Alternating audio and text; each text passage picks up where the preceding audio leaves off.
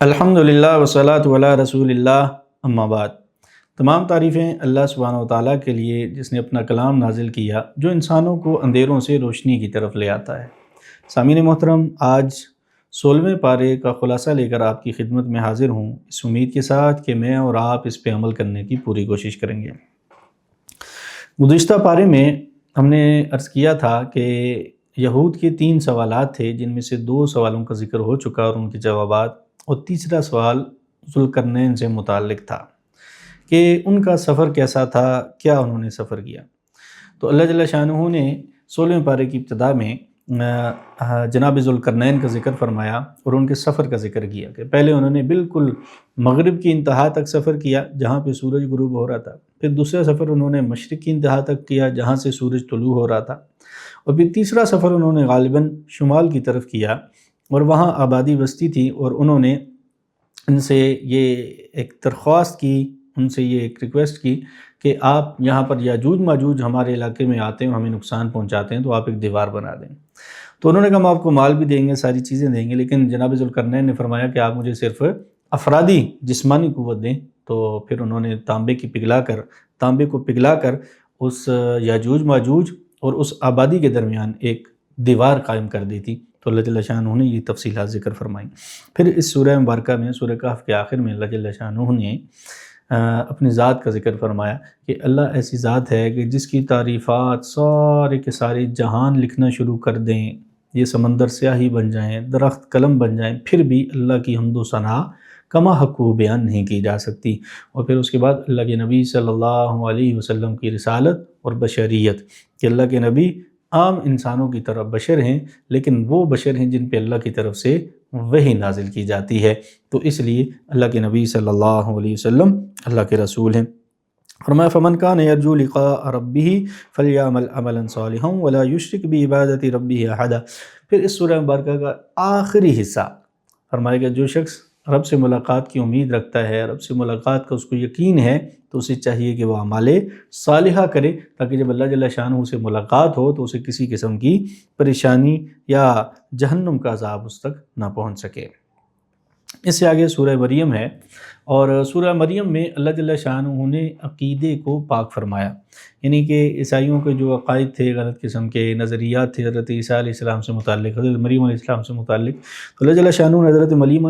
علیہ السلام کا بھی ذکر فرمایا اور حضرت عیسیٰ علیہ السلام کا بھی ذکر فرمایا۔ ابتداً حضرت زکریا علیہ السلام کا ذکر فرمایا، جو کہ حضرت مریم علیہ السلام جہاں پہ رہتی تھی بیت المقدس میں، وہاں پر حضرت زکریا علیہ السلام بھی ہوتے تھے، تو حضرت زکریا علیہ السلام کی تربیت میں ہی حضرت مریم علیہ السلام جو ہے وہ وقت گزارا کرتی تھی۔ تو بہرکیف حضرت زکریا علیہ السلام کو اللہ جل شانہ نے خوشخبری عطا فرمائی اور بچے کی خوشخبری سنائی، اور اس کی خوشخبری کے بعد نام بھی اللہ جل شانہ نے خود رکھا، اور حضرت یحییٰ علیہ السلام کی بشارت سنائی گئی، اور پھر بتایا گیا کہ وہ نیک بھی ہوں گے، نبی بھی ہوں گے، پاکیزہ بھی ہوں گے، یہ ساری ان کی صفات کا ذکر کیا گیا۔ پھر اس سے آگے حضرت مریم علیہ السلام کا ذکر کیا۔ حضرت مریم علیہ السلام جو ہے ان کے پاس جبرائیل امین تشریف لائے اور ایک خوبصورت مرد کی شکل میں تشریف لائے، تو مریم علیہ السلام نے اپنا چہرہ چھپا لیا، پردہ کیا، تو انہوں نے بتایا کہ میں جبرائیل ہوں، اللہ کی طرف سے حکم ہے کہ آپ کو اب اللہ جل شانہ اولاد سے نوازیں گے۔ تو مریم علیہ السلام نے فرمایا کہ مجھے تو آج تک کسی مرد نے چھوا نہیں، تو اولاد کیسے ہوگی؟ تو مریم علیہ السلام کی عمر اس وقت غالباً 13 یا 15، یہ 2 روایات آتی ہیں کہ یا 13 سال تھی یا 15 سال تھی۔ تو جبرائیل امین نے ان کے سینے پہ پھونک ماری اور پھر ان کو جو ہے اس سے وہ حمل ہوا، اور پھر حضرت عیسیٰ علیہ السلام کی پیدائش ہوئی۔ جب عیسیٰ علیہ السلام کی پیدائش ہونے لگی تو اللہ جل شانہ کے حکم سے مریم علیہ السلام ایک جگہ تشریف لے گئی، اور وہاں پر اللہ کے حکم سے کھجور کا ایک درخت جو ہے وہ وہاں پر بنا، بڑا ہو گیا، اور اس کے ساتھ کھجوریں بھی لگ گئیں، اور وہاں پہ اللہ جل شانہ نے پانی کا چشمہ بھی جاری فرمایا۔ تو حضرت مریم علیہ السلام پھر کچھ دن وہاں رہیں، جب تک وہ نفاس کا سارا معاملہ تھا، حضرت مریم علیہ السلام وہیں پہ رہیں اور وہاں سے کھجوریں کھاتی رہیں۔ تو اس سے ایک تو یہ پتہ چلا کہ کھجوروں میں اللہ جل شانہ نے بڑی شفا رکھی اور بڑی قوت اور طاقت ہوتی ہے کہ جب عورت کو وضع حمل ہوتا ہے تو اس کو بہت زیادہ کمزوری ہوتی ہے، تو اللہ جل شانہ نے وہاں پہ کھجور کا درخت پیدا فرمایا تھا جو مریم علیہ السلام بطور غذا کے استعمال فرماتی تھی۔ اب جب مریم علیہ السلام واپس تشریف لائیں تو اللہ جل شانہ کے حکم سے مریم علیہ السلام کو یہ حکم دیا گیا کہ جب آپ کے علاقے کے لوگ، آپ کی قوم کے لوگ آپ سے یہ کہیں گے کہ یہ بچہ کہاں سے آیا، تو آپ نے بچے کی طرف اشارہ کرنا۔ تو مریم علیہ السلام نے اللہ کے حکم کے مطابق بچے کی طرف اشارہ کیا۔ حضرت عیسیٰ علیہ السلام وہ گود میں بولنا شروع کیا انہوں نے، اور فرمایا قال انی عبد اللہ آتانی الکتاب وجعلنی نبیا، کہ میں اللہ کا بندہ ہوں اور اللہ جل شانہ نے مجھے کتاب بھی دی اور مجھے نبی بھی بنایا۔ اب حضرت عیسیٰ علیہ السلام کا یہ بولنا یہ ان کا سب سے پہلا معجزہ تھا کہ وہ جو ہے گود میں، ماں کی گود میں جو ہے انہوں نے بولنا شروع کیا۔ پھر حضرت عیسیٰ علیہ السلام نے اپنی جو صفات تھیں ان کا ذکر کیا کہ اللہ جل شانہ نے ان کو برکت والا بنایا، اسی طرح نماز کا حکم دیا، زکوٰۃ کا حکم دیا جب تک کہ وہ زندہ ہیں، اور دیگر حضرت عیسیٰ علیہ السلام کے جو معجزات تھے ان کا ذکر ہوا۔ اس سے آگے حضرت ابراہیم علیہ السلام کا ذکر کیا اور فرمایا انہ کان صدیقا نبیا، حضرت ابراہیم علیہ السلام کو اللہ جل شانہ نے صدیق قرار دیا۔ پھر اس سے آگے حضرت موسیٰ علیہ السلام کا ذکر کیا گیا، اسی طرح حضرت اسماعیل علیہ السلام کا، حضرت ادریس علیہ السلام کا، ان تمام انبیاء کرام کا اللہ جل شانہ نے ذکر فرمایا، اور پھر ارشاد فرمایا فخلف من بعدہم خلف اضاعوا الصلاۃ واتبعوا الشہوات فسوف یلقون غیا، کہ ان کے جو ماننے والے تھے وہ جب چلے گئے، جب بعد کے لوگ آئے ان کے جو نائبین آئے تو انہوں نے پھر دو کام کی، ایک تو اضاعوا الصلاۃ کہ نماز کو ضائع کرنا شروع کر دیا، اور دوسرا کام کہ اپنی نفسانی خواہشات کی اتباع کرنا شروع کر دی۔ گویا کہ قوم کے بگاڑ کے دو بڑے اسباب ہیں جو اس آیت کریمہ میں اللہ جل شانہ نے حضرت ابراہیم علیہ السلام کا ذکر فرمایا، موسیٰ علیہ السلام کا، حضرت اسماعیل علیہ السلام کا، اسی طرح حضرت ادریس علیہ السلام کا، اسماعیل علیہ السلام کا، ان تمام انبیاء کرام کا ذکر فرمایا، اور پھر فرمایا جو بعد کے لوگ تھے ان کے بگڑنے کی وجہ یہ تھی کہ انہوں نے نماز کو ضائع کیا اور نفسانی خواہشات پہ عمل کرنا شروع کر دیا۔ تو یہ دو بڑی وجوہات ہیں بگاڑ کی، اللہ سے دوری کی، کہ انسان نماز کو ضائع کر دے اور اپنی نفسانی خواہش جو دل میں آئے وہ انسان کرنا شروع کر دے، اس سے انسان اللہ اور اس کے رسولوں سے، ان تعلیمات سے دور ہونا شروع ہو جاتا ہے۔ اس سورہ مبارکہ کے آخر میں اللہ جل شانہ نے فرمایا ان الذین آمنوا وعملوا الصالحات سیجعل لهم الرحمن ودا، جو صاحب ایمان ہو اور اعمال صالحہ کرتا رہے تو اللہ جل شانہ ایسے لوگوں کو بڑا پسند فرماتے ہیں۔ حدیث مبارکہ میں آتا ہے کہ حضرت جبرائیل علیہ السلام سے اللہ جل شانہ ارشاد فرماتے ہیں جب کوئی بندہ اچھی طرح اعمال صالحہ کرنے کے اوپر پابند ہو جائے اور اپنا اس کا ایمان مضبوط ہو، اللہ کی محبت اس کے دل میں گھر کر جائے، تو جبرائیل امین سے اللہ جل شانہ ارشاد فرماتے ہیں کہ جبرائیل میں اپنے اس بندے سے محبت کرتا ہوں، جبرائیل تو بھی میرے اس بندے سے محبت کر۔ اور پھر روایات میں آتا ہے کہ اللہ جل شانہ لوگوں کے دلوں میں بھی ایسے لوگوں کی محبت ڈال دیتے ہیں، وہ مرکز محبت بن جاتے ہیں۔ اس سے آگے سورہ طٰہٰ ہے، اور سورہ طٰہٰ میں حضرت موسیٰ علیہ السلام کا جو ہے وہ ذکر ہے، اور حضرت ہارون علیہ السلام کا، اور بنو اسرائیل اور ان کی قوم کا، اس کا اللہ جل شانہ نے ذکر فرمایا۔ ابتداً اللہ جل شانہ نے قرآن کریم کا ذکر کیا، فرمایا ما انزلنا علیک القرآن لتشقی۔ اللہ کے نبی صلی اللہ علیہ وسلم پہ جب مکہ میں قرآن نازل ہوتا تھا تو اللہ کے نبی صلی اللہ علیہ وسلم ساری رات وہ قرآن کریم نماز میں، تہجد میں پڑھتے رہتے تھے۔ تو اللہ جل شانہ نے فرمایا کہ آپ اپنے جسم کا بھی خیال رکھیں، قرآن آپ کو مشقت میں ڈالنے کے لیے نہیں آیا بلکہ عبادت کے لیے آیا ہے۔ تو اس کے بعد پھر اللہ کے نبی صلی اللہ علیہ وسلم نے اپنے اوقات مقرر فرمائے کہ آپ صلی اللہ علیہ وسلم آرام بھی فرماتے کچھ رات کے کچھ حصے میں، اور پھر اللہ کے نبی صلی اللہ علیہ وسلم قرآن کریم کی تلاوت کیا کرتے تھے۔ الرحمن علی العرش استویٰ، قرآن کہتا ہے کہ رحمان مستوی ہوا عرش کے اوپر۔ اس کے جو معنی ہیں، اس کے تو ہمارا اہل سنت والجماعت کا یہ عقیدہ ہے کہ اس کا معنی تو واضح ہیں، جو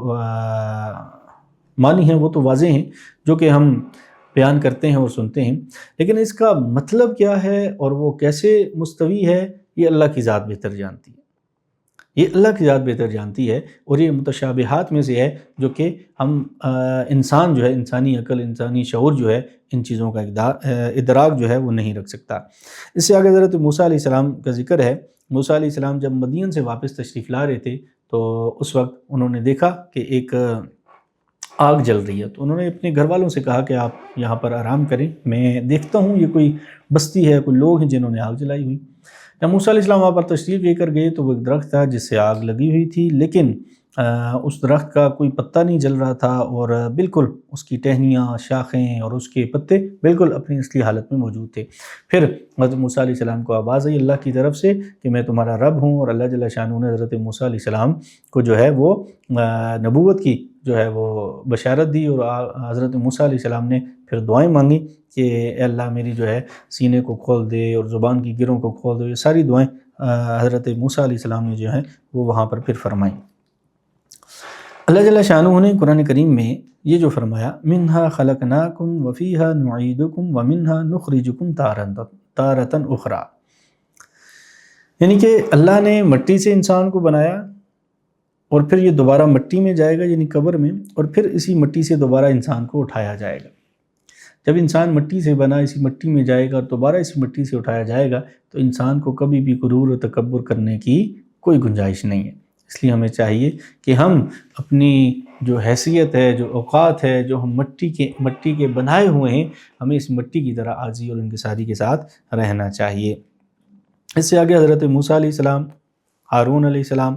اور فرعون کے پاس ان کا جانا، اور پھر بنو اسرائیل کو جو ہے وہ اللہ کا پیغام سنانا، اور یہ ساری تفصیلات اللہ جل شانہ نے تفصیل کے ساتھ جو ہے وہ بیان فرمائی ہیں۔ اور پھر بنو اسرائیل کا بچھڑے کو معبود بنا لینا، حضرت موسیٰ علیہ السلام کا واپس تشریف لانا کوہ طور سے، اور حضرت ہارون علیہ السلام سے مکالمہ،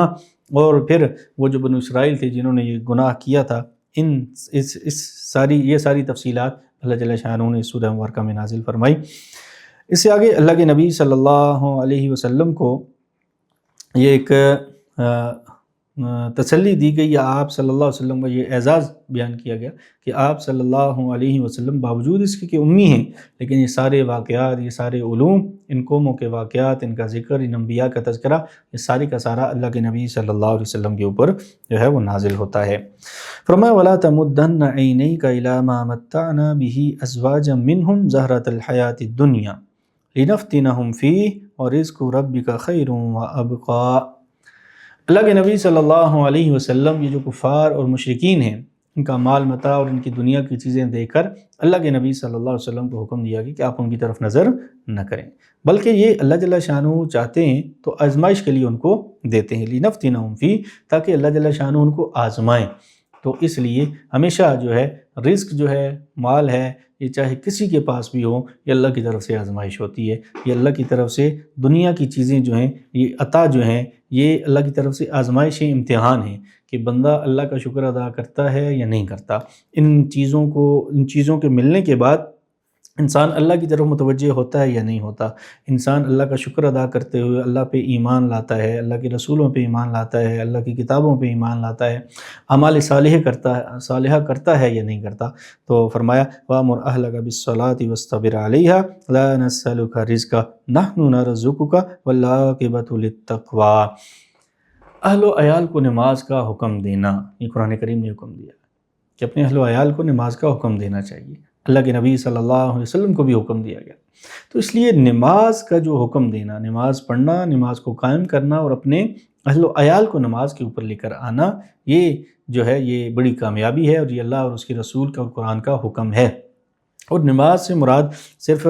نماز ہی نہیں بلکہ صلاۃ سے مراد اللہ جل شانہ کا ہر حکم ہے، ہر عبادت ہے، عبادت سے جو ہے وہ مراد لی جا سکتی ہے۔ اور پھر اللہ جل شانہ فرماتے ہیں کہ لا نسألک رزقا، ہم رزق کا کوئی مطالبہ نہیں کرتے، نحن نرزقک، رزق تو ہم اپنے بندوں کو دیتے ہیں۔ اور پھر کیا فرمایا والعاقبۃ للتقویٰ، اللہ جل شانہ نے جو عاقبت ہے، جو جنت ہے، وہ تو متقی لوگوں کے لیے رکھی ہے۔ اللہ جل شانہ کے ان سننے سے زیادہ عمل کرنے کی توفیق عطا فرمائے۔